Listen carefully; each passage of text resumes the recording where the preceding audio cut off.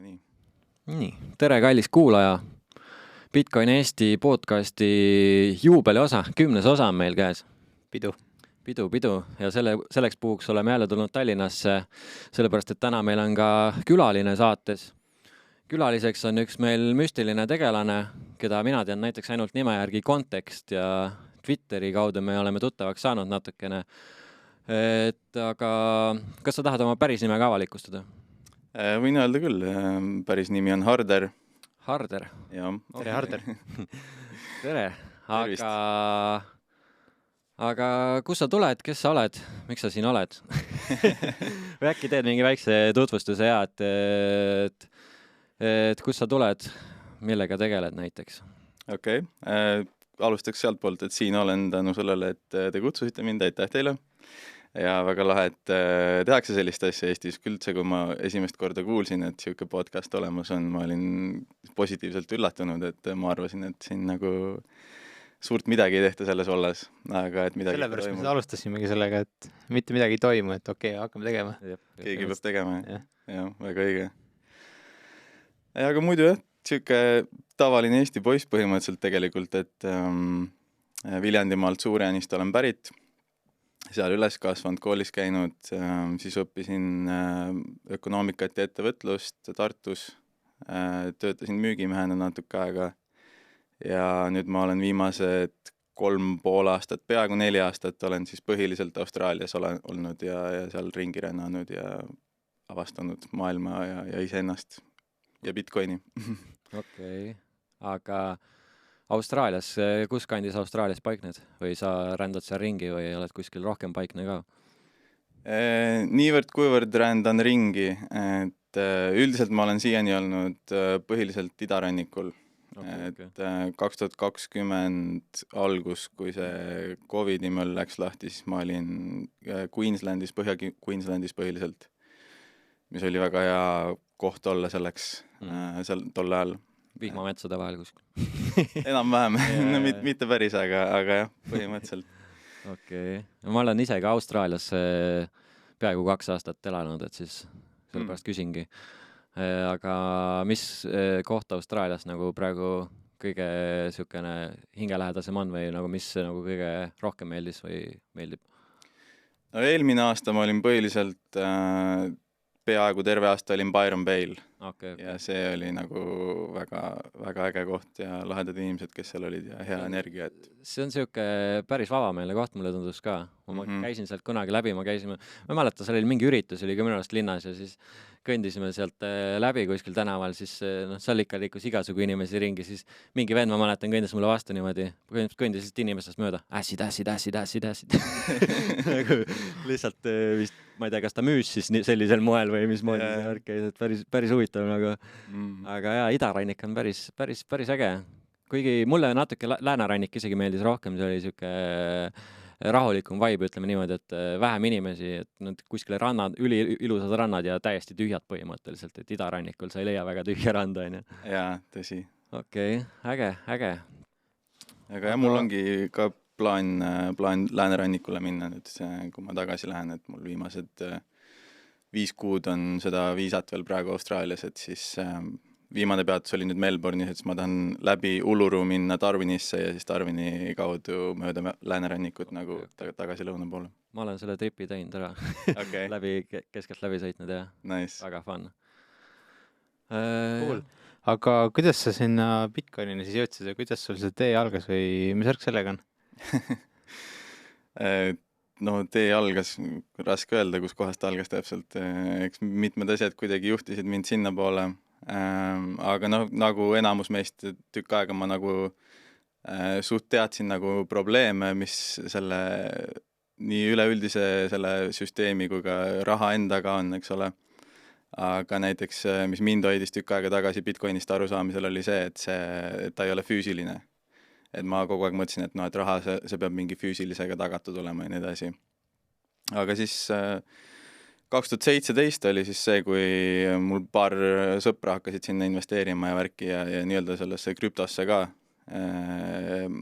Ja siis ma ka vaatasin, et et kurat on ikka alles ja värki ja siuke number go up gamblemise värk põhimõtteliselt oli alguses, et nagu enamus Eesti inimestel, ega mul mingeid sääste ega midagi ei olnud tol ajal, ma olin just ühe järelmaksu ära maksnud, mis mul oli seal mingi 120 € kuus, oli kuumakse, ja siis ma võtsin, ma võtan pangast 3000 € väike laenu ja maksan seda sama ja umbes, et ala vaatan, et kas ma nagu joppab selle nii-öelda investeeringuga või mitte. Kuna see oli siis? 2017 suve algus või midagi siukest. Okay. No umbes samal ajal tegelikult, kus mina ka hakkasin ostma, ma hakkasin vist 2017 aprillis või midagi sellist. No ma hakkasin mingi 2018 alguses. Aga kas sa läksid kohe Bitcoini juurde või kolistasid ikka muud ämbrid ka läbi, käisid kogu selle krüpto shitcoininduse läbi ikka? Ja ikka. Sest need on ju palju odavamad ja et miks ma maksan Bitcoini eest 1000, kui ma võin maksta mingisuguse jura eest 2 senti ja äkki läheb ka 1000 peale. Tehnoloogia on ka parem ja kiirem ja ägedam ja kõik. Tuled viled, et käisidki ikka selle tee läbi, Jah, põhimõtteliselt ma olen enam-vähem kõiki vigasid, mis seal saab teha, olen teinud, et ja shitcoinidega mänginud seal ja yield'i chaseinud ja hoidnud oma coin'e mingites kahtlates keskkondades, mis on pankrotti läinud ka ja nii edasi. Oled ilma jäänud ka ikkagi mingist summast kindlasti? Jaa. Okei, aga kus see mõistmine tuli siis, et Bitcoin on nagu real deal ja muu on nagu siuke pigem kahtlase väärtusega asi? Eks ta vaikselt kuidagi moodi hakkas kohale jõudma, ma arvan, see 2020 COVID crash oli nagu esimene arusaam, et ma olen nagu tõeline bitcoiner, kui ma vaatasin, kui see hind nagu läks, reaalajas vaatasin, kuidas see hind läks alla seal, ma ei mäleta, mis see kuupäev oli täpselt, 12 märts või midagi siukest, kui see mingi see bottom põhimõtteliselt ära käis. Et vaatasin reaalajas, kuidas hind järjest alla läheb ja ainuke mõte oli see, et kurat, et mul oleks fiati juurde vaja, et saaks osta, vaata, et mingit siukest paanikat või midagi siukest ei olnud. Ja siis ma ei tea, ma hakkasin rohkem nagu kuulama ka erinevaid Bitcoini podcaste või üldse krüpto podcaste ja siukseid nii-öelda asjapulki, kes sel teemal sõna võtsid ja järjest rohkem ma sain aru, et see inimestepoolne signaal nagu tuleb ka bitcoinerite poolt põhiliselt, et see krüptotüübid olid seal ikkagi, ei tundunud nagu pooltki nii siukse, kuidas nüüd öelda, nagu hea ja kõike hõlmava arusaamaga nagu sellest, kuidas see majanduse pool ja kogu see nagu sotsiaalne pool nagu toimib, et võib-olla see Bitcoini aju nii-öelda power, mis sinna taha koondunud on, et see nagu, ma arvan, oli siuke viimane tõuge. Need krüptovennad, nendel on ikkagi vist see, et YouTube'is näiteks nad ajavad neid vaatajate numbrid taga ikkagi eelkõige. Siis hakkavad kõiki coin'e lihtsalt reklaamima. Eks Bitcoinis on ka nagu selles suhtes see, et keegi on nagu 100% maksi ei tähenda, et ta mingi hull kõva ja tark vend kohe on, aga jah, seda on nagu tunduvalt vähem selles seltskonnas. Jah, mulle tundub ka, et kohati selles krüptospace'is nii-öelda see altcoin'i maailmas ja seal nagu tihti on see, et seal nagu seda vaba raha või seda VC kapitali ja seda kõike on rohkem kui seda ajumahtu siin seal tegelikult on, et siis ongi nagu, et kõike nagu koondabki sinna marketingi ümber ja tegelik probleemide lahendamine nagu jääb kuidagi taustale, et muidugi white paper'id on ilusad, on ju, lubatakse sulle seal maad ja ilmad kokku, et me teeme nüüd maailma korda sellega, et ma ei tea, paneme isegi siin Eestis oli mingisugune token vahepeal, et ma ei tea, kas see oli nüüd mingi metsateema oli üks on ja siis üks oli mingisugune mingi CO2 teema oli ka, et umbes paneme metsa blockchaini ja siis oli mingi CO2 teema ka, et umbes, et me paneme CO2 enam blockchaini ja siis saame sealt, et kui sina nüüd kuidagi oma tegevuse läbi suudad CO2 vähendada, et siis sa teenid neid tokeneid ja mingi siukene no ikka igasugu asju mõeldakse välja nagu, mis hetkel just kuum teema on, et mulle tundub, et aga jah, ikkagi see lõppkokkuvõttes on, ma ei tea, minu jaoks on ikkagi idee selles, et fix the money, fix the world on ju, et seal krüpto selles on seda vaporware'i on nagu väga palju, et lubatakse mingeid asju ja üritatakse leida lahendusi probleemidele, mida ei eksisteeri ja nii edasi, et ja võib-olla see et nagu mis mind sinna puhtalt Bitcoini nagu lõpuks ka tõukas, oli see, et nagu kui ajuvabaks see krüptovärk nagu hakkas minema ka, need meme coin'id ja see, et ma vaatasin nagu, see on nagu makes no sense at all nagu, et et küll on koerakoinid, küll on mingid toiduained, ma ei tea, tulid siis kui need sushid ja keigid ja asjad tulid, ma vaatasin ka see, et see läheb ikka nii jaburaks ära, et kui mingi valdkonna sõnad hakkavad müüma, siis selle nimega hakkas tulema tokeneid nagu putru igalt poolt välja. NFT-d ja nende ahvi pildid ja mis seal olid kõik. No see oli muidugi omaette juba jah.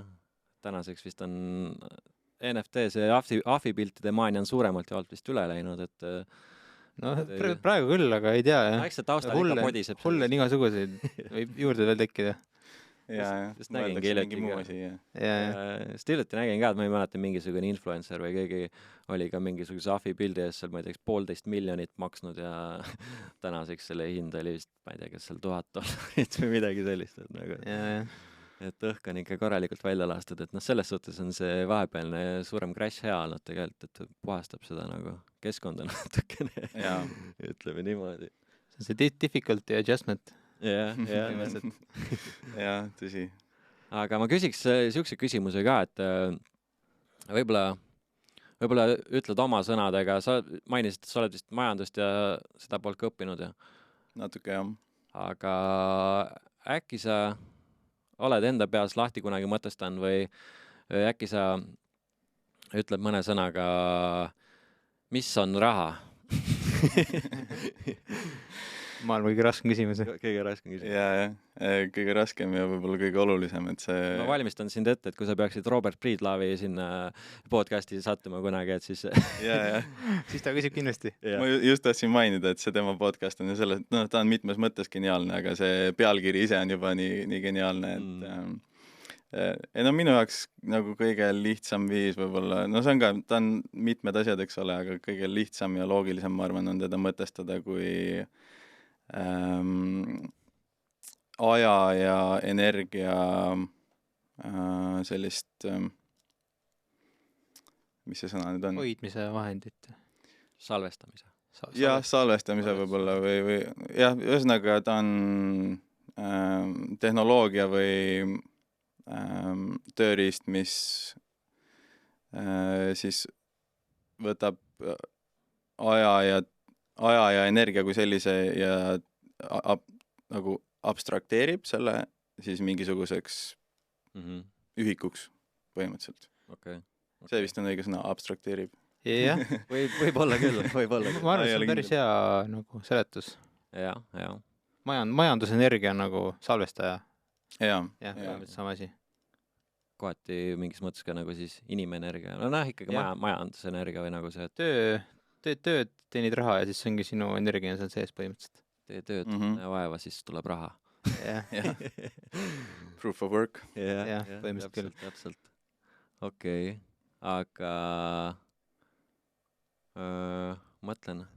Sa kirjutasid selle paberi, või selle, mitte paberi, aga selle hästi pika teksti, mille lingi me paneme sinna YouTube'i, sinna oma podcasti alla, aga seleta natuke lahti ka, et... Oota, ärme äkki kohe sinna veel lähme. Ärme kohe lähme. Ma tahaks küsida veel mõne Bitcoini kohta mingi sellise üldisema küsimusi, et vaikselt sinnapoole minna, et aga küsiks Bitcoini kohta just, et millist nagu tähendust Bitcoin sinu jaoks omab või kuidas sa Bitcoini, kas sa kasutad seda kuidagi või mis on sinu nagu see, kuidas sa kasutad siis Bitcoini, küsime näiteks niimoodi? Et kas sa lihtsalt hoiad teda, kas sa ka reaalselt teed mingeid makseid või nagu millist funktsiooni ta sinu jaoks hetkel täidab näiteks? No, põhiliselt minu jaoks on ta siiani olnud ikkagi hoidmise ja investeerimise vahend ka. Kuigi ma nagu pikaajaliselt ma näen teda rohkem kui säästmise vahendit, mitte investeerimise vahendit. Jah, ma olen sama meelt. Ja nüüd ongi pigem ma nagu näen ka seda, et olulisem on nagu keskenduda sellele, et aidata seda nii-öelda reaalselt seda infrastruktuuri ja seda circular economy't nii-öelda Bitcoini osas nagu välja arendada, et püüangi selles suhtes nagu sellest liikumisest nagu niipidi ka rohkem osa võtta nüüd viimase aasta jooksul ja nii. Okei, et sa nagu vaatad rohkem siis selle just nagu nii-öelda majandustegevust poolt selle asja juures, et mitte niivõrd palju tehnoloogiat kui seda seal taga, kas võib nii öelda? Võib küll, aga nad on ka minu meelest ühe ja sama mündi kaks poolt nii-öelda, et raha kui selline ongi tehnoloogia, et fiat raha või paberraha ei oleks olemas, kui ei oleks näiteks trükipressi liiutatud, eks ole, ja nii edasi, et aga jah, ma arvan, see majanduslik pool on selles suhtes ikkagi põhi, kuigi jah, tehnoloogia annab need vajalikud eeldused, et olla see kõige parem raha nii-öelda. Minu arust see majanduspool, see on nagu enamusele inimesele, nad on rohkem arusaadav kui see tehnoloogia pool ja minu meelest on ikkagi tegelikult olulisem ka, et see aitab ikkagi inimesel mõista, nagu miks seda vaja on põhimõtteliselt. Ja see on nagu telefoniga, et sa ei pea täpselt teadma, et kuidas need protsessorid ja kiibid seal omavahel toimivad, et peaasi, et see telefon toimib sul ja see on sulle kasulik, eks ole. Et see on sama asi Bitcoiniga, ma arvan. Aga ma küsiks seal siukse, et vaikselt läheneme sellele su tekstile, mis on siuke pigem filosoofilisemat laadi, aga siis vaikselt sinna läheneda, et siis ma küsiks siukse natuke filosoofilisema küsimuse ka, et vist oli Gigi-raamatus oli see, et you don't change Bitcoin, Bitcoin changes you, et sina ei muuda Bitcoini, vaid Bitcoin muudab sind, et kas Bitcoin on kuidagi sind muutnud või kas sa tunned nagu, et on mingid, ma ei tea, tänu Bitcoinile on mingid muutused sinust toimunud? Jaa, kindlasti. Mul on muidugi jah, ma ütleks palju asju, mis on nagu mind muutnud ja viimase, ma ei tea, aasta jooksul või niimoodi on nagu eriti palju neid muudatusi tulnud ja kiiremaks läinud see protsess minu jaoks.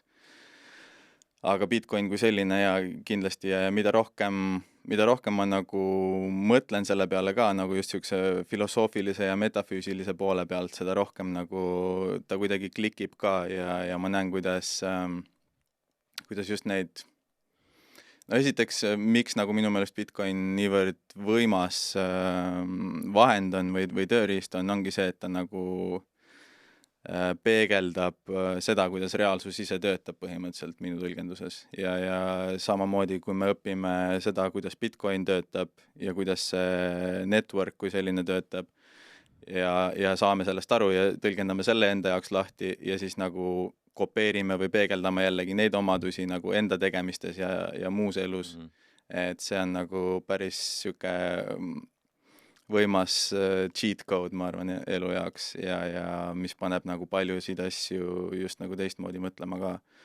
Ja võib-olla mainiks veel selle poole ka ära, et ma arvan, et seesama, et meil see raha on olnud nagu nii kaua juba katki, siis see fiat-süsteem on nii-öelda selline standardmõtlemine ja see peegeldab sinna ka.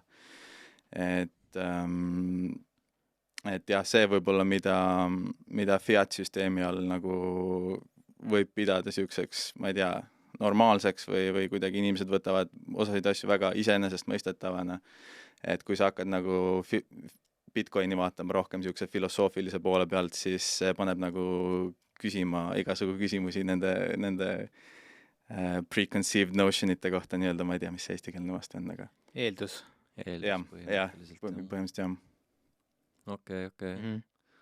Jah, aga et sa oled kirjutanud sellise päris pika artikli, teooria, kuidas seda nimetada, et ma ei tea, kas ma veerin selle ingliskeelse nime kätte siit. Veeri ette, jah.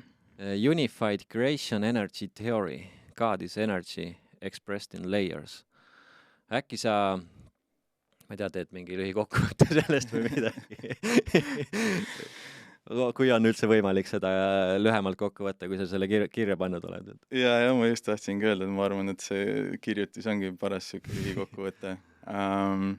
Ühesõnaga, see on minu tõlgendus sellest, kuidas reaalsus töötab ja mis mulle tundub, ongi see, et kõik need põhimõtteliselt erinevad usundid, erinevad religioonid ja isegi erinevad teadusharud, nad põhimõtteliselt üritavad selgitada samu mehhanisme, et laadsed mehhanismid nagu toimivad erinevatel tasanditel ja ongi, et reaalsus kui selline võib nagu väga laias laastus võtta, kui et füüsiline reaalsus, siis on mentaalne ja spirituaalne, et 3 sellist tasandit ja Bitcoin ise nagu töötab ka näiteks layeritena, et Bitcoin on siis nii-öelda füüsiline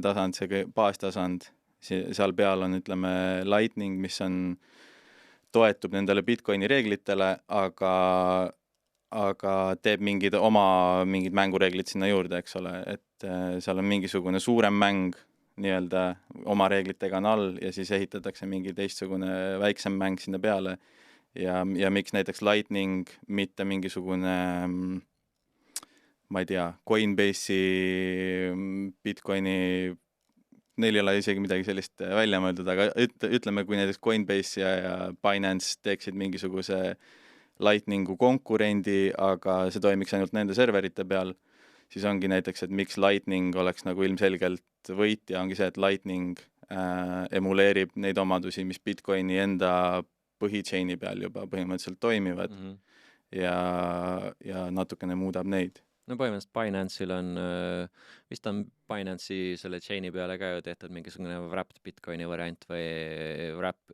Ethereumi peal on küll ja see wrapped Bitcoin aine, et midagi sellist siis oleks nende lahendus sellele võiks arvata või? Jaa.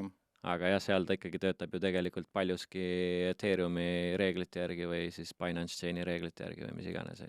Ja ongi see, et kui seal Ethereumi enda või Binance'i selle chainiga midagi juhtub, siis see layer 2 on ka kohe läinud, eks ole. Et sellepärast ongi oluline ehitada neid asju selle kindla layer 1 peale. Ja ongi, kui siis nagu sellest teooriast veel edasi rääkida, siis ongi põhiline nagu teema ongi see, et energia, et kogu elu ongi energia liikumine põhimõtteliselt, eks ole. Ja et asjade ja elu loomiseks me siis nagu liigutame põhimõtteliselt energiaid ühelt levelilt teisele levelile ja konverteerime ja muundame neid. Ja kuna siis fiat-süsteemis on raha kui selline on katki, eks ole, ja selle kaudu põhimõtteliselt see energia nagu ma ei tea, energia läheb püramiidi tippu. Jah, põhimõtteliselt küll. Selles minu seletuses võiks öelda, et ta nagu kuidagi voolab sealt püramiidi alt välja. Et ja sealt siis ongi, siis me üritame nagu kompenseerida seda, et meie füüsiline reaalsus, et me jääme siin nagu füüsilises reaalsuses vaesemaks põhimõtteliselt järjest, ja me üritame seda kompenseerida spirituaalse ja mentaalse poole pealt, mis ma arvan on ka, et miks on nii palju, ütleme, probleeme nii inimestel füüsilise tervisega kui ka mentaalse tervisega nagu tänasel päeval, et ma just eile õhtul lugesin uuesti selle teksti läbi ja siis ma tegin siia märkmeid ka endale ja siis nagu üks märge, mis ma siia kirja panin, on ka see, et nagu, et see põhimõtteliselt see praegune süsteem nagu raiskab energiat, kulutab energiat tegelikult, aga samal ajal kui siis Bitcoini süsteem pigem on nagu efektiivsem ja salvestab seda energiat, mida saab siis uuesti, mida saab võtta ja kasutada konkreetselt, on ju, et see fiat-süsteem justkui nagu me paneme sinna mingi energia sisse ja siis see tuleb sealt välja mingisugune, ma ei tea, see võetakse ära järjest. See põhimõtteliselt võetakse ära, kas siis koondatakse mingite inimeste kätte ainult või siis, ja suur osa sellest väljubki mingisuguse mõttetu prahina, mida toodetakse. Jaa, täpselt. Et ma sain nagu niimoodi natukene aru sellest mõttest ka. Jaa, nii ma mõtlen ka. Okei. Sul oli seal tekstis, rääkisid sellest ka, et oli see Weak Men, Great Hard Times, see tsükkel. Kas see on sinu arvates siis selle fiat-süsteemi tulemus, mida ma olen ise mõelnud tegelikult suht ammu juba, et ilmselt on? Ma arvan küll, jah. Et selles suhtes, fiat ise nii-öelda creative neid weak menne põhimõtteliselt, eks ole. Aga samas on ikkagi, ta tuleb tagasi selle juurde, et need oleme ikkagi meie, kes nagu on lasnud sellel süsteemil arendada selliseks, nagu ta on. Ja need oleme ka meie, kes seda süsteemi nagu üleval peavad. Et selles suhtes see ongi nagu minu võib-olla kõige suurem hirm nii-öelda praeguse olukorra juures ongi see, et kui inimesed otsustavad nagu jätkuvalt järjest hääletada selle fiat-süsteemi poolt ja selle CBDC süsteemi poolt ja mis iganes, et sinna nagu järjest rohkem sisse minna, sest me oleme juba praegu, ma ütleks nagu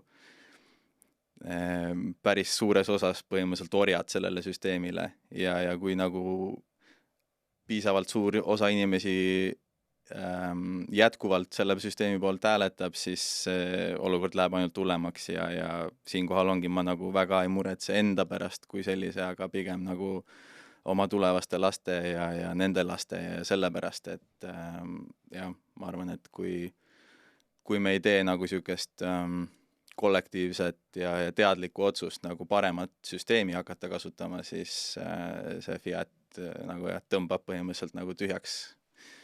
Jah, põhimõtteliselt. See ongi mõrst lahe ongi Bitcoini puhul see, et siin ei ole vaja nagu ühe inimese või siin ei ole nagu selles mõttes kollektiivset otsus isegi vaja, et siin nagu kõik algab ikkagi sellest, et inimesed näevad, et sellega saab investeerida ja raha teenida, siis see tõmbab inimesi sinna ligi järjest ja siis lõpuks ikkagi ajapikku tekib inimestel see arusaamine, mis on raha ja siis see algab ikkagi nagu oma nagu kasumist kõik, aga lõpuks see viib kogu ühiskonna kasuni välja.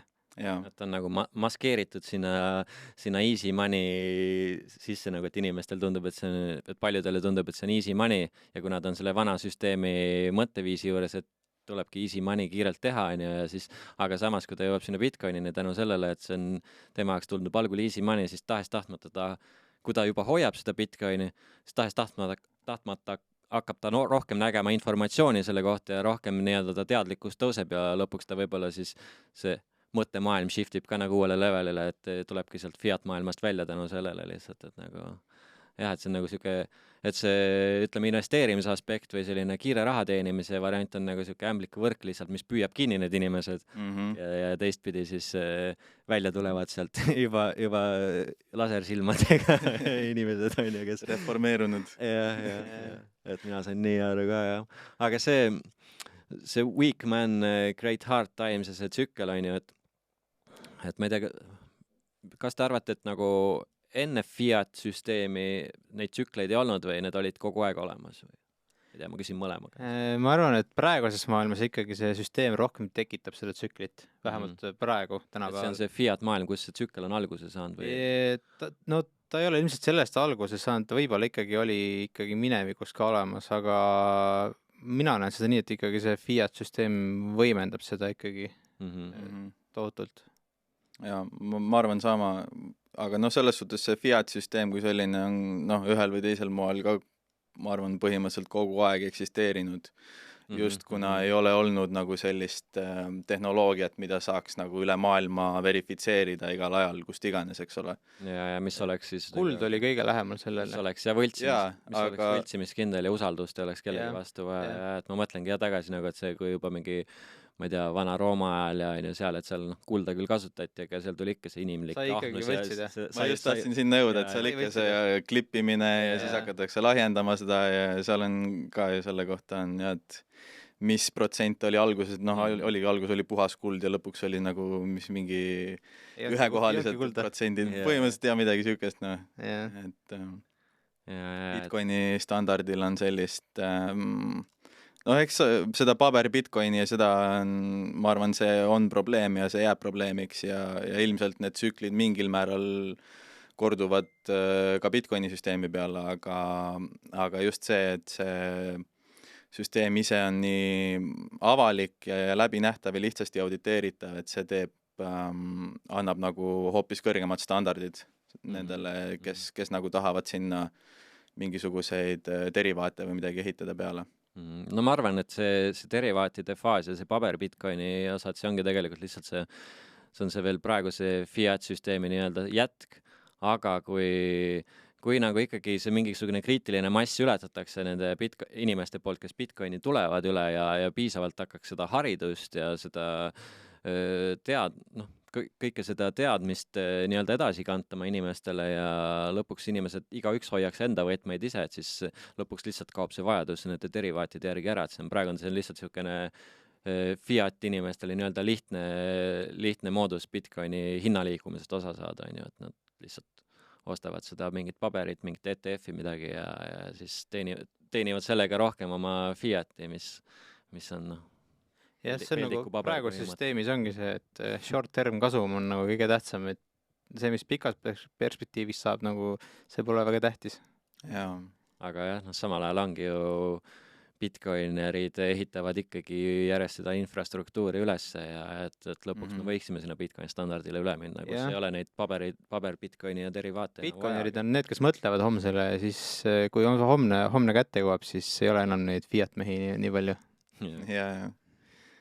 Aga no ja, eks see, ma arvan, see enda võtmete hoidmine, see on ka selles suhtes, no mingil määral ma kujutan ka seda ette, et kui ta läheb ikkagi väga selliseks ülemaailmseks, et siis ongi see on-chain nii-öelda tehingud muutuvad väga, väga kalliks, et ongi, et mingisugused levelid või layer'id peavad seal peal olema, mis nagu natukene koondavad neid asju ja seal on ikkagi jah, mingisugune nii-öelda usaldus, noh, ütleme ongi, kui nüüd võrrelda konkreetselt praegust Bitcoini ja Lightningu, mis on nagu L1, L2, et siis Lightningu puhul on ikkagi see usaldusväärsus on oluliselt väiksem kui selle L1 Bitcoini puhul, et mingisugused sellised vahekorrad ja asjad sinna ikkagi jäävad. Ja, see ei ole automaatselt halb ka. Jaa. No eks seal ongi jah lihtsalt, et sinna tekib kindlasti mingid neid keskseid osapooli, kes hoiavad mingit inimeste Bitcoini või siis hoiavad neid Bitcoini nii-öelda, mis on siis sinna Lightningusse lukustatud nii-öelda, aga jah, asja juures ongi hea asi see, et kõike saab autentida, verifitseerida, et sul on kogu aeg ülevaade olemas, et kas tal tegelikult need Bitcoinid on alles ikkagi, mida ta väidab olevat ja need, kes siis ei ole oma, ütleme selle, ma ei tea, kutsume seda Bitcoini pangaks näiteks, see, kes hoiab mingite inimeste Bitcoine, et kui ta ikkagi ei ole läbipaistev oma tegemistes, siis tegelikult vähem inimesi tahab tema juures hoida oma Bitcoine, et siis kõik koonduvad ikkagi sinna, kes on nagu kõige ausamad, kõige läbipaistvamad selle asja juures, et siis nagu jah, selles mõttes on natukene usaldusväärsem see süsteem, jah. Mina ise mõtlen niimoodi, et Bitcoini maailmas, et pangandus ei kao kuhugi, aga pangad muutuvad nagu, nad ei saa enam olema need mega-giga ettevõtted, kes teenivad kõige suuremaid kasumeid, vaid pangandus saab olema täitsa tavaline ettevõtlussektor. No selline nagu kõik teised põhimõtteliselt. Ma arvan jah, et seal ei ole midagi väga erilist. Enam ei saa eksisteerida 0% reserviga pankasid. Jah. Seda küll, jah. Et 2020 vist oli ju võeti see vastu, et põhimõtteliselt USA pankadel võib olla 0 reservi. Varem oli mingi osa reservpangandus, et nad pidid võib-olla 10% varadest hoidma, siis tänaseks nad ei pea enam midagi hoidma nagu cash'is ega midagi. See fiat endgame põhimõtteliselt. Jah. Kuhu fiat jõuab. Okay. Aga kui sa sotsiaalmeedias nii-öelda jälgid seda kogu seda Bitcoin maailma, siis kes on need nimed, keda sa jälgid?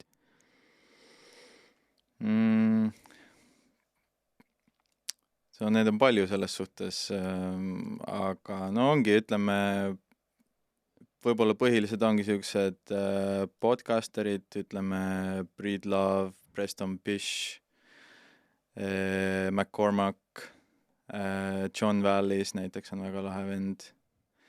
Aga siis jah, need sellised filosoofilisemad ja nii-öelda kirjanik Bitcoinerid ka, et Gigi ja Eric Kaysen näiteks on väga huvitava jutuga tüüp. Et jah, ma ei tea, raske nagu ma ei taha nii-öelda väga kedagi reklaamida ka, sest alati on see, et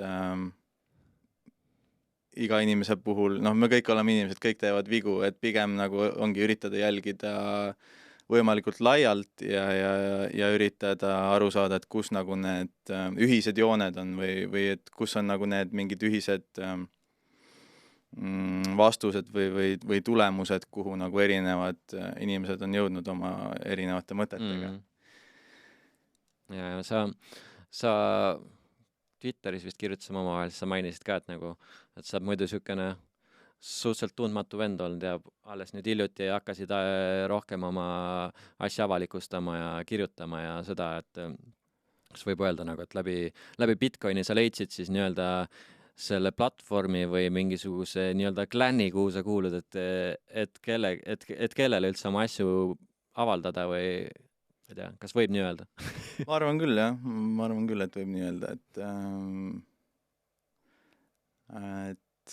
jah, ma ei tea, selles suhtes, eks ta sihuke suht üksildane teekond on siiani, ma arvan, aga samas jah, nagu ma mainisin enne ka, et just see, kui ma kuulasin nagu neid erinevaid hääli ja ideid kogu selles krüpto nii-öelda maailmas, siis ma sain aru, et nagu seal on see signaal ja sain ka sellest, nagu ma ka enne mainisin, seda Bitcoini süsteemi peegeldamist, eks ole, et ma sain aru ka sellest network efekti nagu vajadusest ja jõust. Ja see oligi, otsustasin, et ma ühendan ennast nagu ka selle network efektiga ja annan mingi oma panuse ja vaatan, mis sealt saab, Okay. Jah, suht sama, ei mul oli ka algul nagu suht siuke üksildane tunne oli, mul nagu mõned sõbrad teadsid, et okei, ma olen Bitcoiner, aga keegi nagu ei osanud väga nagu sügavamalt kaasa rääkida ja siis ma panin vahepeal ikka päris hullult kiiki ka kogu nende teemadega, et ja siis oligi nagu põhimõtteliselt mitu aastat üksinda nagu ja siis, aga mingi hetk siis ka sattusin Silveri Facebooki gruppi ja siis mõtlesin, et teen podcasti ja nüüd kohtun veel rohkemate inimestega, nii et ja see networkimine, see nagu ikkagi nüüd on nagu ikkagi käima läinud ja tuttun inimestega ja see on väga lahe. Ja varem oligi Eestis see asi kuidagi väga isoleeritud, nagu et igaüks oligi oma nurgas kuskil ja vaikselt ajas oma asja ja keegi väga avalikult ei rääkinud, et jah, selles suhtes. Sellepärast ma nägin ka seda vajadust, et nagu on vaja mingisugune platvorm, tead, see Facebooki grupp alustuseks ja et vaikselt kuskilt midagi liiguks, on ju. Aga kuidas sul üldse nagu lähikondlased, sõbrad, perekond suhtuvad Bitcoini? Kas nad teavad, et sa oled Bitcoiner? Ma arvan, et praeguseks ma olen jah, piisavalt palju... Oled üritanud orange pillida? Üritanud juba jah, et alguses oligi mingi esimesed 3-4 aastat ma nagu väga ei rääkinud üldse sellest. Oligi üks asi oli see, et ma tundsin, et ma ei tea sellest veel piisavalt palju, et nagu mingi kindla veendumusega midagi öelda. Ja teine asi oli see, et ma ei tahtnud olla see hull Bitcoini vend, vaata.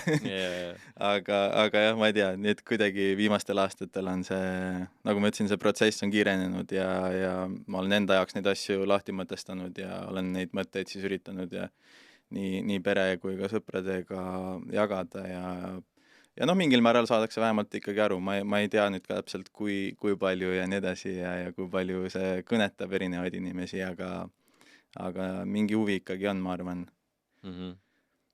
Keegi on otsustanud perekonnast ka Bitcoini raha paigutada natuke või pigem mitte veel? Ma täpselt ei teagi ausalt öeldes. Midagi kindlasti, aga... Mulle tundub näiteks isiklikust kogemust, et oma perekond on kõige raskem orange pillida. Et ma isegi oma naist nagu üritan orange pillida, ma olen talle ikka tunde, ma arvan, juba rääkinud sellest, et mis on inflatsioon ja mis rahaga juhtub ja tema on selline, kuna ta on Jaapanist pärit, siis tal on nagu, nemad on hästi sellised sularaha usk, cash is king, et kogu aeg kõik peab olema sullis ja siis ongi, et ta hoiab oma Jaapani jeene ja siis ma kogu aeg vaatan hirmuga seda Jaapani jeeni kurssi ja mõtlen, et jumal ja üritan talle kogu aeg ikka veenda, et pane mingi protsent kas või Bitcoini, sest et me ei tea, mis seal Jaapanis lõpuks juhtub on ju selle jeeniga, et eks ta ükskord läheb ikkagi crashib täielikult, et siis sul lihtsalt see raha ja praegugi sulab, ma näen iga aasta, kuidas tal tegelikult ostujõud järjest väheneb selles jeenis, rahas, mida ta Jaapani jeenis on ju hoiab, aga ülimalt keeruline. ta ei ole lihtne jah, et see ongi see kuidagi nõuab mingisuguste vaimsete või niisuguste mentaalsete frameworkide purustamist, nagu ma arvan, et see just, et võtta teda rahana, mitte et võtta teda mingi gamblimise vahendina, eks ole. Ja selle gamblimisvahendina, ma arvan, enamus inimesi kuidagi alguses tõlgendavadki teda. Seal on see õppimiskurv on algul või sa pead tegema esimese suht suure sammu, kuna rahateadlikkus enamus inimestel on täiesti 0 ja siis sa pead hakkama kõigepealt õppima, mis see raha on ja siis on nüüd on raha, mis ei olegi füüsiline, kuidas see nüüd töötab, siis ongi nagu pigem ma hoian eemal sellest, ei ole vaja. Et ei saa aru, ei puudu, ei huvita. ta on nagu selles suhtes, ta on lõputu siuke rabbit hole, eks ole, aga ongi kui nagu hästi siukseks põhiprintsiipide peale välja minna, siis ongi nagu lihtsalt see, et tänu proof of work'ile on seal energia input'id nii-öelda, siis sellesama minerite ja elektrivõrgu kaudu on seal selline maavaraline ja tehnoloogiline input. Seal on see aja input, mis järjest selles suhtes iga Bitcoini ühiku tootmiseks kuluv aeg kahekordistub iga 4 aasta tagant, eks ole, tänu sellele halvingule. Ja no 4. ongi siis võib-olla see networki või see kogu see usalduse nagu input, mis on põhimõtteliselt ainuke süke, mis on Fiatil, et Fiatil nagu midagi muud põhimõtteliselt ei ole peale sellega, et sa... Sotsiaalne layer siis nii. Ja see, sa seal kirjatikus ka kirjutasid, mulle meeldis see mõtet nagu to know is to experience, et ehk siis me ei saa tegelikult, enne me päriselt ei tea, kui me ei ole ise kogenud, on ju.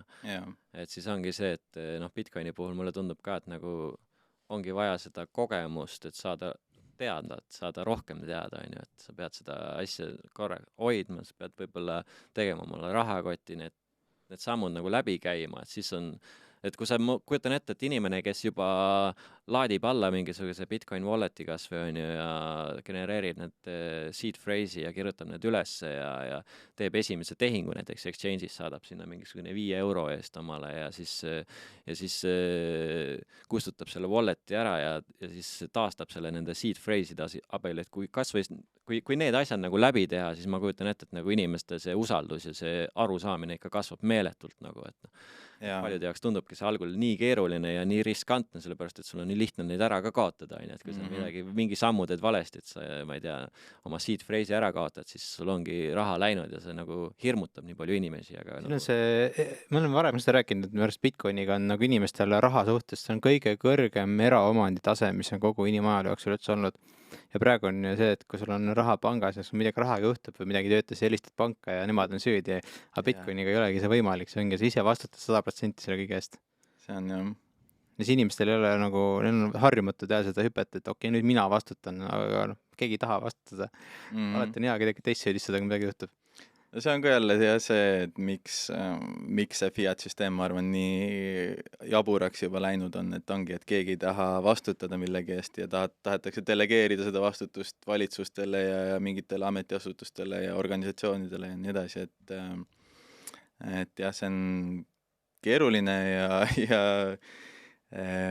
selline hirmuäratav valguses küll seda vastutust võtta tagasi, aga jah, see on samm, mis tuleb teha, ma arvan. Poliitikaga on veel see, et kuna poliitikute ajahorisont on 4 aastat, siis nemad üritavad seda lihtsalt kogu aeg 4 aastat edasi lükata vastutust järgmistele kogu aeg. Ja siis see süsteem lihtsalt toimibki selle pealt, et kõik tagajärjed lükatakse järgmistele kogu aeg lihtsalt. Jah, see poliitika on ikkagi nii high time preference ametikoht või nagu, et sul on kogu aeg on nagu kirves kukla taga, kiire, sa pead mingid asjad läbi sulle. 4 aastat on aega, et maksimum võtta ja siis mis edasi saab, pole vahet. Seda küll. Okei, ma vaatan, mis on siia veel kirjutasin, huvitav, ma ei saa enam oma käekirjast isegi aru, ma nagu eile lugemise ajal kirjutasin ka õhtul ja juba olid hilised ööd. Seal oli seal kirjas, et poliitika on, et paremini nimetada seda parasiitluseks. Ja seda ütles siis Alex Vetski, on ju. Ja seda ma olen ka ise ka ammu mõelnud, et kõik see riiklus ongi põhimõtteliselt, kuna riik ei teeni oma ressursse läbi vabatahtliku koostöö, vaid ta peab seda pidevalt läbi inflatsiooni või maksude konfiskeerima, siis see ongi põhimõtteliselt parasiitlus. Ja ta ei öelnud seda otseselt nagu ainult poliitikute kui sellise kohta, vaid nii-öelda eliitide kohta üleüldiselt, et ongi, kui sa oled selle fiat maailma mingi suurkorporatsiooni tipus, siis sa oled samamoodi põhimõtteliselt selle odava raha üks esimesi vastu neid võtjaid ja sa teenid selle pealt põhimõtteliselt. Jah, põhimõtteliselt. Me rääksime oma eelmises podcastis ka rääkisin sellest, et kuidas põhimõtteliselt need, kes on juba püramiidi tipus, need saavad ligi väga suurele summale 0 intressiga laenudele ja siis, kuna see raha luuakse läbi laenu võtmise hetkel koha peal lihtsalt, siis need, kes on püramiidi tipus, nemad saavad endale selle laenurahast osta varasid, pluss inflatsioon sööb nende laenu ära lihtsalt ajapikku. Ja nüüd vaesed, nemad saavad, nendele ei jää varasid, varad lähevad rikastele ja vaesed saavad inflatsiooni ka veel. Jah. Põhimõtteliselt. Ja ongi, kui vaesed tahavad siis mingisuguseid varasid osta, siis nemad on juba rikkurite poolt üles. Nad juba maksavad inflatsiooni kinni, mida rikkurid on. Ja need hinnad on juba nende poolt nagu üles saetud põhimõtteliselt. Jah. Aga see, mõtlen, kuidas seda sõnastada. Sa kirjutasid seal, et see oli niisugune hästi sügavmõtteline teema, nagu et me põhimõtteliselt oleme kõik loojad, on ju, ja et inimene ongi siis põhimõtteliselt nagu jumal, loojad, meile on antud see võimalus muundada energiat, on ju, ja luua süsteeme ja siis, aga teisest küljest me oleme loonud selle fiat-süsteemi ka tegelikult inimestena ise ja nüüd me oleme nagu natuke olukorras, kus see fiat-süsteem on ise muutunud loojaks nagu, et see süsteem on muutunud loojaks, kes siis nagu mingis mõttes natukene nagu kontrollib nüüd inimesi endaid, on ju, et ma ei tea, kas sa tahad äkki sellel teemal natukene lahti mõtestada või ma juba mõtestasin? Enam-vähem vist et jah, kui ma õigesti mäletan, kuidas ma seal teda sõnastasin, oligi, et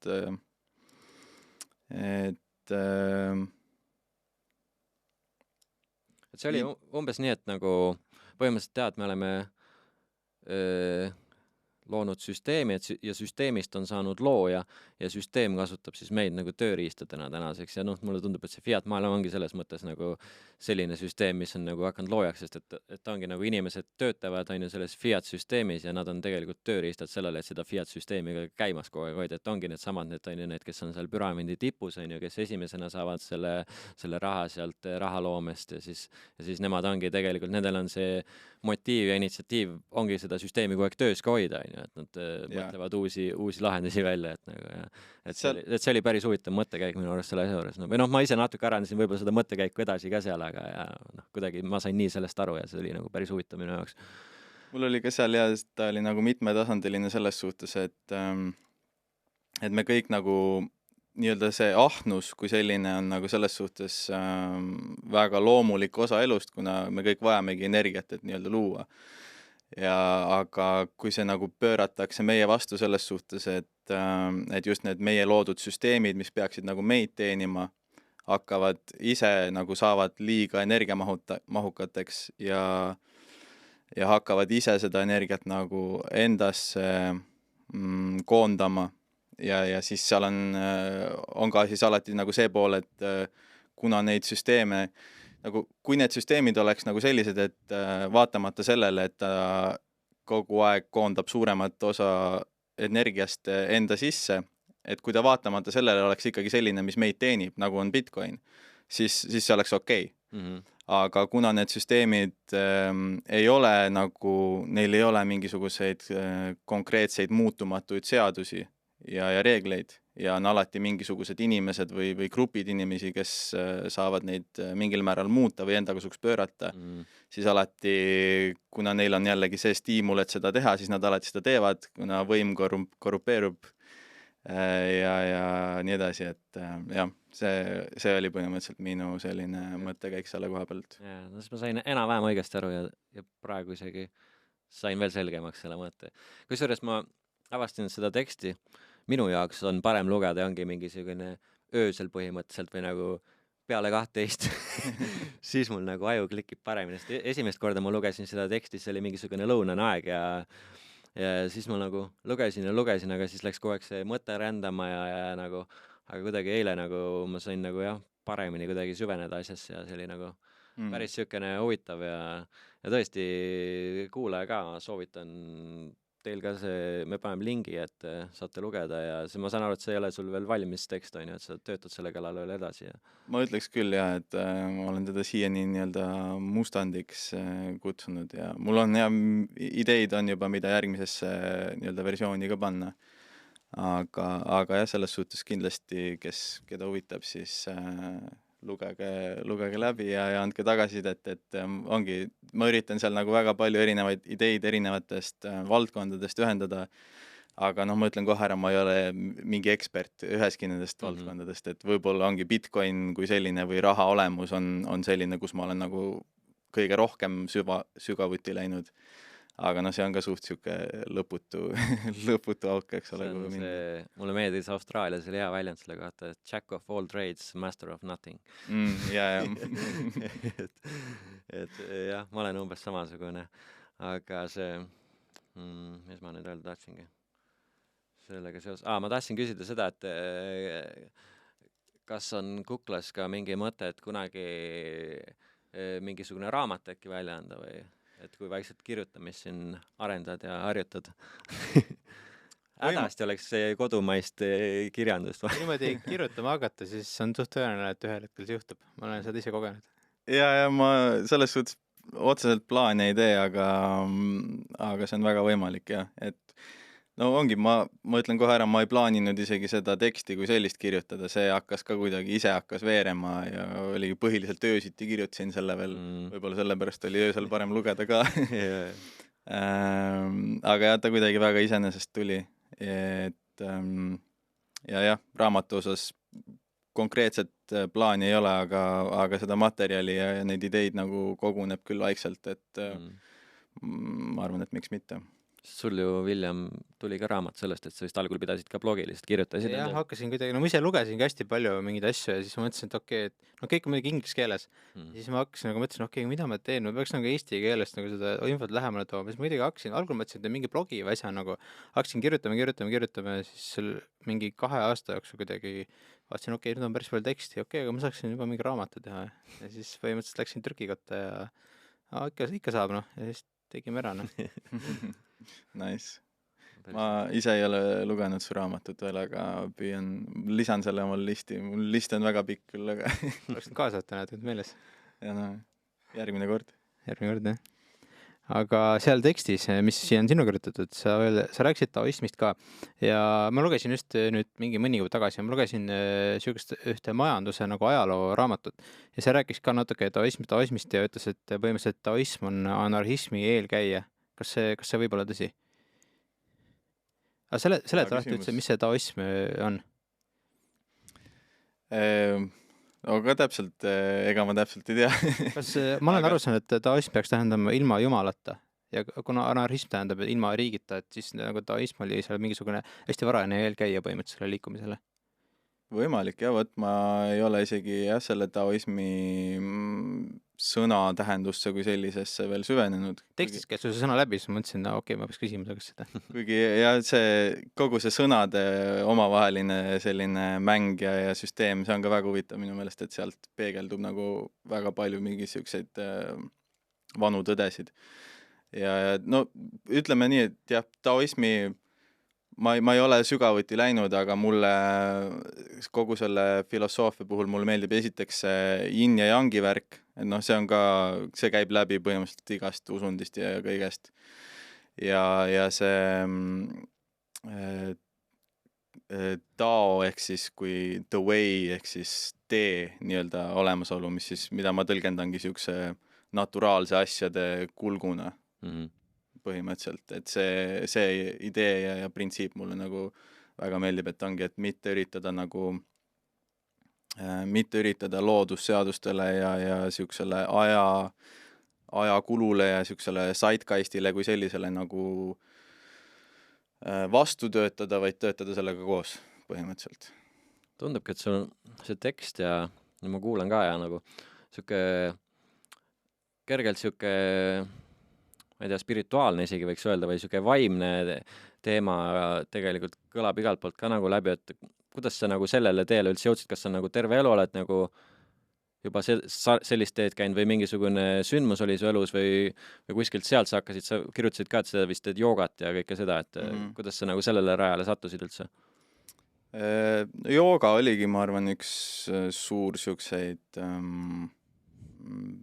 edasi viijaid selles osas. Mingil määral ma olin nagu varem ka mõelnud laadsete teemade peale ja võib-olla just rohkem siukse filosoofilise või siukse esoteerilise poole pealt, et ongi, ma ei ole nagu religioosselt usklik nagu selles mõttes nagu kunagi olnud. Aga siis oligi jooga kaudu ma kuidagi nagu hakkasin tõmbama mingeid paralleele nende erinevate nagu põhimõtete, usundite ja niisuguste filosoofiliste lähenemiste poole pealt. Ja olgem ausad, oli ka paar psühhedeelset kogemust Austraalias eelmine aasta, et mis panid mind nagu väga palju mõtlema või ongi, muutsid mu arusaama ja sellist päris jõhkralt. Okei. Jaa, päris põnev.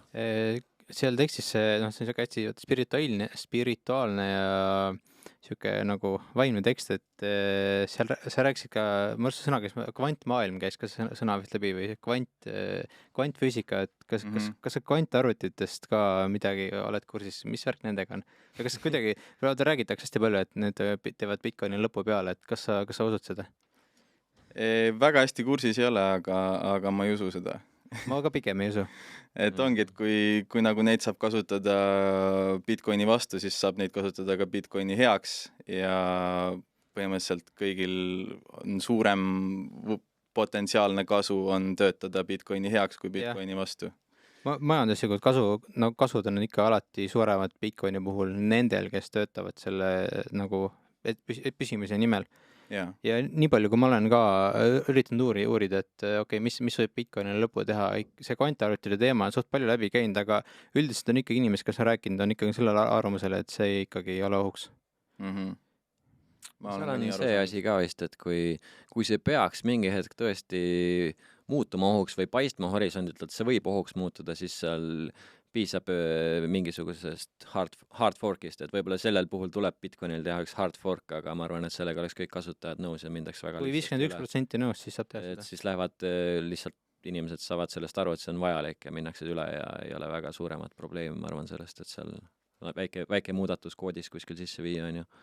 Ja see on ka nagu üks Bitcoini siukseid võlusid või mis võib nagu tõenäoliselt ei ole seda vaja teha kunagi, aga teoorias, kui ongi, et juhtub midagi, et mingisugune viga avastatakse selles koodis või keegi kuidagi suudab seda enda kasuks pöörata, et siis saab lihtsalt rollback'ida ja võtta mingisuguse vana enne seda mingisugust exploiti see blockchaini või timechaini see nii-öelda snapshot ja selle peale siis teha uus nagu Ethereumiga juhtus. No põhimõtteliselt, aga jah. Mulle tundub, et Bitcoini puhul on pigem see ebatõenäoline, et midagi taolist juhtub, et mingi rollback või midagi sellist, et pigem paljusid neid asju juba on vaikselt ette näha ja kuna seda koodi on tegelikult juba nii palju üritatud rünnata ja igaüks on seda uurinud ja puurinud igat pidi, et siis tegelikult need suuremad nõrkused on juba leitud ja parandatud, on ju, et ega... Ma mõtlen ka, et seal mingi vigasi võib-olla enam ei olegi üldse. Seal, ma tean, et läbi on käinud, et seal mingisugune asi seal on, et mingi timestampidega on mingi teema seal, et võib-olla on kunagi tulevikus vaja ikkagi mingi hard fork teha, aga sellisel juhul see on ka selline hard fork, et see ikkagi kasutajad tulevad sellega kaasa ja kõik node'i jooksutajad ja seal on see ka, et ja loomulikult, kui keegi üritab selle hard fork'iga mingit muudatust veel sinna sellesse poliitikasse sisse viia, et palju Bitcoini eksisteerib või midagi, et siis kindlasti seda ju vastu ei võeta, et see on juba see on nagu sellel sotsiaalsel layer'il on nagu see juba kindlaks saanud, et sellega nagu keegi nõus ei ole, et ma arvan, et see ei ole mingisugune suur probleem, aga suur oht Bitcoinile. Aga lähme tagasi selle juurde, et sa ennem rääkisime ka lühidalt sellest, et see nii-öelda voting ehk siis hääletamine nii-öelda või nagu see, et mis süsteemi me enda energiat anname, et kas me anname seda fiat-süsteemi või mida rohkem me siis paneme Bitcoini seda energiat, mida rohkem inimesi hakkab hääletama hoopis siis Bitcoini poolt selles mõttes, et ta vahetab oma fiat-raha Bitcoini, et siis võiksime nagu et siis läbi selle me vaikselt hakkame üle minema Bitcoini süsteemile või uuele süsteemile, on ju, aga kuidas sa näed üldse, kuidas see üleminek sellest fiat-süsteemist võiks olla Bitcoini nagu selles mõttes, et kas see on nagu siuke rahumeelne asi või toimub vahepeal tuleb mingi suur kaos või kuidas sa seda poolt näed, et kuidas see fiat-süsteem lõpuks lõpeb näiteks? Oled sa mõelnud sellele? Olen mõelnud küll, aga ega mul mingeid vastuseid ei ole, et ma arvan, see ongi tuleb kokkuvõttes indiviidide ja perekondade ja äride ja riikide enda otsuste peale, eks ole, et kes mille poolt ja millal hääletab. Et no see on minu jaoks, ma arvan küll, suht nagu vältimatu, et see järgmine 10, kui selline saab olema nagu fiat-süsteemile nagu väga, väga keeruline ja väga halb, et ilmselt siuke stagflatsiooni aeg nagu tuleb. Et aga jah, kas see üleminek saab olema siuke rahulik ja pigem nagu ilus või pigem siuke kaootiline, raske öelda, ilmselt pigem kaootiline, ma arvan, mulle tundub. Et aga kaosest tõuseb kord jah. Seal on ikka hästi palju nendest poliitikutest ja mankuritest, mida nad teevad, aga ega me ei tea, mida nad teevad. Ja no see kaos ja see kaootiline, see võib ka selles suhtes mingil määral olla ikkagi hea, et ongi, et mingid asjad peavadki nagu maha surema põhimõtteliselt sellest vanast süsteemist, et ja see võib-olla olekski selline kulupõleng. See Alar Tammingul on selline raamat nagu Jalutuskäik raha alkeemiasse, see on päris huvitav lugemine, siis tema räägib seal suht palju sellest kaose teooriast ja et selleks, et ongi, et nagu mingi uus asi saaks tekkida, et selleks peabki nagu ühesõnaga, vana laguneb, sellega seoses tekib kaos ja siis sellest kaosest lõpuks kasvab välja kord jälle, nii et tulebki uus süsteem, et nagu kõigepealt peab see entroopia on siis, kui on nagu kaost rohkem. Et entroopia kasvab ühe sõnaga ja siis sealt saab uus süsteem tekkida tegelikult. Et noh, mulle tundub ka nagu, et mingisugune kaos vist peab tekkima, et päris niisama rahumeelselt see asi ei saa rahulikult kuidagi üle minna, et umbes need kõik otsustavad kollektiivselt, et kuule, et okei, me nüüd kasutame kõik Bitcoini. Aga sa oled ka pigem seda meelt, et nagu hyper-bitcoinization on siis nii-öelda vältimatu, et see on nagu, see on see, mis tuleb tulevikus põhimõtteliselt, et me läheme ikkagi Bitcoin standardile lõpuks. Põhimõtteliselt küll, jah, ma arvan, kui me ikkagi tahame tsivilisatsioonina ellu jääda, siis ma arvan, meil ei ole väga muud valikut. Alar Tamming rääkis jälle oma raamatus huvitavat asja, et praeguses maailmas kõik võlad pankadel on kokku 400 triljonit, oli see summa, eks. Ja raharingluses on umbes 100 triljonit ja siis Alar Tamming ütles selle kohta niimoodi, et okei, et sul on kõik maailma pankadele võlgu rohkem kui raharingluses, et okei, mis siis saab? Esimene loogiline variant oleks muidugi, et maksame võla ära, on ju. Aga kuna see ei ole võimalik, kuna nii palju raha pole üldse olemaski, siis teine variant on siis välja kuulutada pankrot. Ja mis see siis tähendab, et pankrot tähendab, et võlgniku raha läheb võlausaldajale. Aga no see ei ole ka praegu kuidagi muidu võimalik, et kõik maailma varad lähevad pankadele, et see vist ei ole väga reaalne. Ja siis ütles kolmas variant on ilmselt see kodaniku palka raha trükkimine, ilmselt seda teed ka minnakse, sest kes tasuta raha jagamist ikka ära ütleb. Ja siis sealt edasi tulebki mängu see voting nii-öelda, et kõik see kodaniku palk tuleb siis ühesõnaga Bitcoini panna. Ja siis kui kodaniku palk tuleb ja sellest Bitcoini ei osta, siis ma ei tea, pead peast päris sigi olema vist. Jah. Et selge on see, et siis läheb Bitcoin to the moon, on ju. Ja kui ta juba to the moon läheb, siis ka need inimesed, kes varem nagu Bitcoini ei ostnud, siis need nagu hakkavad vaatama, mis värk on, et nagu, et ümbergi need Bitcoinerid on maru rõõmsad kõik. FOMO jälle. Ja, täpselt. Aga jah, seda kodanikupalka ja seda, et kuidas see, kuivõrd nagu kuivõrd fragiilne see pensionisüsteem või selline on või et kuivõrd kindlalt ta nulli läheb põhimõtteliselt, seda ma nägin või nagu tundsin ka juba ammu enne seda, kui ma nagu Bitcoinist üldse aru sain, et ma mäletan, ma olin ikka suht mingi a la gümnaasiumis või midagi, kui ma rääkisin juba omal vanematele, et kunagi tuleb see mingi kodanikupalk ja a la selline asi, aga jah, siis tol ajal ma nagu ei näinud seda lahendust või see, et kuidas see kodanikupalk võiks ikkagi olla, kuna Bitcoini väärtuse suurenemine, see ongi minu meelest kodanikupalk tegelikult, see saabki olema tuleviku kodanikupalk, sinna saab see lisaproduktiivsus, mis nagu efektiivsemaks saamise näol majandusse tuleb, et see salvestubki selle hinna sisse, eks ole. et see on nagu see õige viis nii-öelda selle kodanikupalga ja produktiivsuse laiali jagamiseks minu silmis. See on põhimõtteliselt see sama värk, et kui sa juba praegu arvestad hindasid Bitcoinis, siis kõik hinnad langevad juba praegu ja põhimõtteliselt see ongi kodanikupalk, kui sa ostad mingi koguse Bitcoini ja siis selle ostujõud kogu aeg kasvab. Ja siis see ongi. Just. Okei. Nii. Siin mõtlen, kuidas ma sõnastan, mis ma mõtlesin täpselt sellega, mis ma kirja panin. Aga ühesõnaga, sa kirjutasid seal sellist asja ka, et sa usud, et kui nüüd ütleme, lähemegi näiteks sellele Bitcoini süsteemile üle, kõik fiat on juba kadunud, et siis tulebki maailmas justkui selline õitseng ja selline meeletu, kuidas nüüd öelda, ühesõnaga õitseng või selline ajajärg, kus siis sulle kirjutad seal kuidagi nii, et umbes nagu Michelangelo ja Tesla ja sellised vennad on sellises ühiskonnas nagu täiesti tavalised vennad nagu.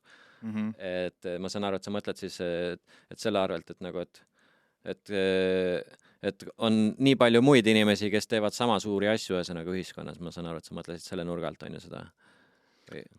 Jah, põhimõtteliselt ka nagu mitu asja võib-olla kokku panna, et üks asi on see sama, et kui see produktiivsuse kasv läheb raha sisse, mitte ei varastata meilt ära, siis ongi Jeff Boothwith ütles mingis hiljutises podcastis või intervjuus, et kui ilma fiat-süsteemita oleks meil praegu juba keskmiselt mingid 10-tunnised töönädalad ja me oleks paremat elu, kui me praegu oleme. Ma olen mitmed poolt umbes sama asja kuulnud.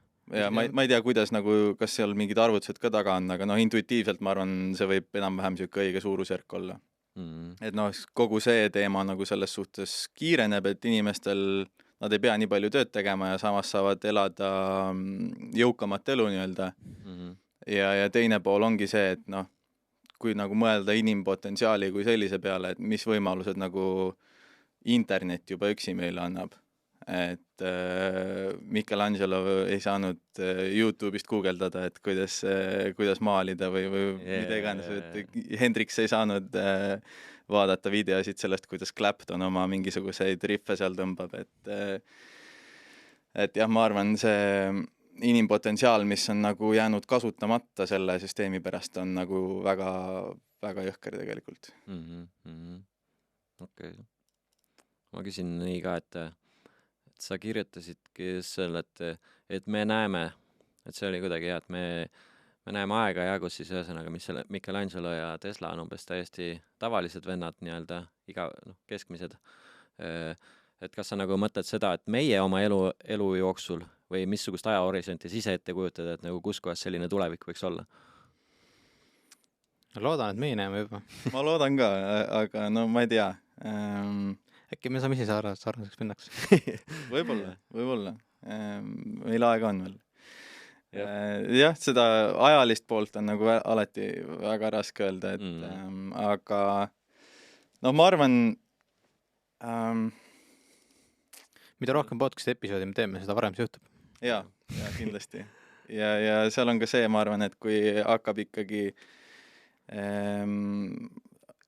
inimesed, kes sünnivad juba põhimõtteliselt maailma, kus Bitcoin on siuke põhivaluuta või vähemalt perekonda, kus Bitcoin on põhivaluuta, eks ole, ta ei pea isegi, Eesti riik ei pea tunnistama seda, aga kui sinu perekond või sinu suguvõsa kui selline on juba täiesti orange pillitud ja arvestab kõike Bitcoinis, et siis nagu, ja alates sellest, kui nagu inimesed hakkavad siuksesse ühiskonda sündima juba, ma arvan, sealt nagu läheb see asi oluliselt kiiremaks ja lihtsamaks nagu nende jaoks. Et meil on ikkagi, ma arvan, see taak, see vana maailma taak on nagu päris kõva ikkagi, isegi kui me ise nagu ei tunnista või ei saa aru sellest veel. Jaa, mulle meeldis seal, vist oli seal Peter Kromaki mingisuguses episoodis, ma mäleta, kellega ta rääkis, seal tuli ka nagu jutuks, et keegi kodus lastele, väiksed lapsed, ma ei tea, kas siis juba kooliaalised või veel väiksemad isegi, et nagu ka mingite selliste mikrotaskide eest või väikeste ülesannete eest, mida lapsed kodus nagu teevad, et ma ei tea, peseb nõud ära või midagi sellist, on ju, et korrastad toa ära, et siis nagu premeeritakse neid, et ja siis ongi 2 valikut antud lastele, et kas ta tahab nüüd dollareid selle eest või Bitcoini, siis nagu lapsed kõik valivad Bitcoini. keegi ei taha dollareid, kõik tahavad Bitcoini nagu, et seda oli nagu ülilahe kuulda, et see on nagu äge. Ja noh, mõtlengi, et ega isegi, et mul on 10-kuune, et siis ma juba, tema juba sündis, siis oli tal ka wallet olemas, ütleme niimoodi. Väga lahe. Et eks see tulebki jah, selles suhtes tuleb meil ise kasvatada üles selline ühiskond, et kus ongi Bitcoin ikkagi see keskne asi, et et jah, aga ma ei tea, Türime vaikselt lõpupoole või? Tundub küll, jah. Aga mõtlen, mis me küsime. Küsin sellise küsimuse ka. Küsin kõigilt viimasel ajal seda, et kes on Satoshi? Me kõik oleme Satoshi. Hea vastus. Jah, ma arvan jah, seega seal, kes ta konkreetselt oli, see ei oma niikuinii mingit tähtsust ja põhiline on ja see, et me ise hoiame seda süsteemi nüüd üleval nii nagu on vaja ja ongi nii. Ma mõtlen, et äkki tulnukad tegid seda Bitcoini, et tulnukad nägid, et maailm, siin planeedil maa on juba, kurat, natuke fucked up on kõik see elu seal, et kurat, lähme aitame fellow men'id, lähme aitame välja, teeme midagi nende jaoks, siis panin tõrgu püsti. Võib-olla küll, jah. Never know, jah. Okei, aga kus sind leida võib muidu, kui keegi tahab sugu ühendust võtta? Füüsiliselt või sotsiaalmeedias? No füüsiliselt natuke aega olen Viljandimaal, aga muidu siis Austraalias edaspidi. Kuna tagasi lähed? Septembri alguses. Okay. Aga no siis ongi, mul on praegune viisa on jaanuari alguseni ainult ja peale Austraaliat ilmselt praeguse seisuga on plaan Uus-Meremaal olla aasta ja siis võib-olla Lõuna-Ameerikat minna vastama, et tahaks ka El Salvadori kindlasti näiteks ära näha ja nii edasi, et Costa Rica. Aga jah, muidu Twitteris olen Context 17, Instagramis MC Context on siis K-ga algusest ja X-iga keskel, KS-i asemel. Ja oma ettevõtet alustan ka vaikselt, et satosh.ee ehk siis Satoshi, sinna võib meililisti ennast kirja panna, mul väga palju veel infot ei ole avalikustanud selle kohta, aga vaikselt tuleb, hakkab sealt ka midagi kooruma, et kellele pakub huvi, siis vaadake üle. Okay, cool, paneme show notesidesse ka need asjad, jah. Cool. Aga paneme punkti ja aitäh, et olid. Ja ma võin julgelt väita, et tean su kohta rohkem kui ennem. Et jah, lahe. Aga thanks kuulamast ja järgmise korrani. Aitäh, tšau. Tšau.